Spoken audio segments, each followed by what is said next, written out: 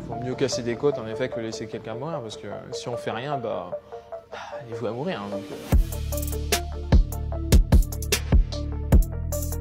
Bonjour à tous. Chaque année, 40 000 personnes sont victimes d'un arrêt cardiaque. Sans prise en charge immédiate, 92% d'entre eux sont fatals, mais un geste simple peut sauver une vie, c'est le massage cardiaque.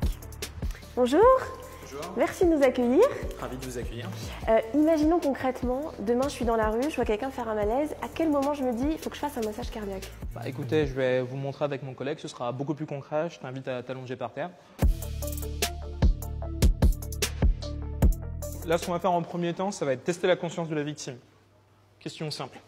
Monsieur, si vous m'entendez, serrez-moi les mains, ouvrez les yeux. Là, je constate que ma victime est inconsciente.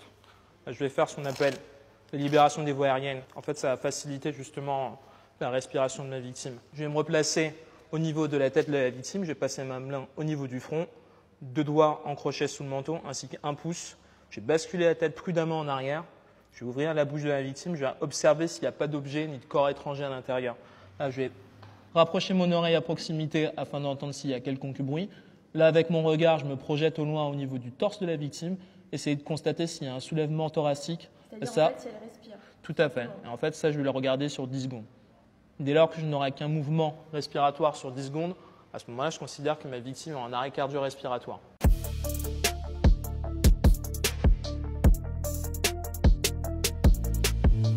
On va se mettre au plus près de la victime. On va placer le talon de la main au niveau du sternum, entre la zone des mamelons.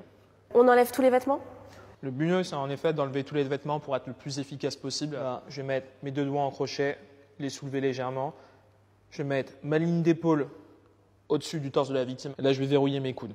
Là, en ce qui concerne l'adulte, on va compresser à environ 1/3 du thorax de la victime. C'est quoi le rythme? En fait, on va se porter sur un rythme qui va être entre 100 à 120 par minute en termes de fréquence. Quand on connaît la musique Staying Alive, en effet, sur tout ce qui est A, en fait, on est...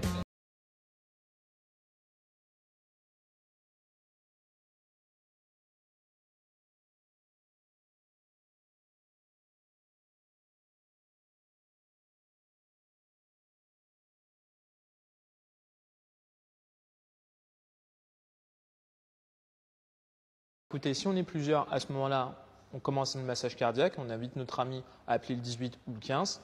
Si toutefois on est tout seul, on appelle le 18. Là, on a un opérateur qui va nous guider, notamment pour ce qui est du massage cardiaque, avec le rythme tout à fait adéquat. On n'a pas parlé du bouche à bouche, est-ce qu'il faut le faire? Écoutez, le bouche à bouche, ce n'est pas quelque chose d'urgent à faire. Ce qui est vraiment urgent, ce qui prime, c'est faire le massage cardiaque. Parce que quand on fait un massage cardiaque, qu'est-ce que ça permet de faire finalement En fait, dans le corps? Le but du massage cardiaque, c'est justement pouvoir maintenir ce qu'on appelle cette circulation, notamment pour tout ce qui est organes nobles, avec le cerveau, les poumons. Le but justement, à appuyer, en fait, on compresse et ça nous permet d'envoyer justement tout cet oxygène au sein du corps. Si demain j'ai envie d'en savoir plus et j'ai envie de me former aux gestes qui sauvent, comment je peux faire? On peut vous accueillir notamment dans toutes les casernes de Paris ou Petite Couronne tous les samedis gratuitement pendant 2 heures afin de vous former au premier secours. Très bien, merci de nous avoir accueillis. Merci à vous. À bientôt.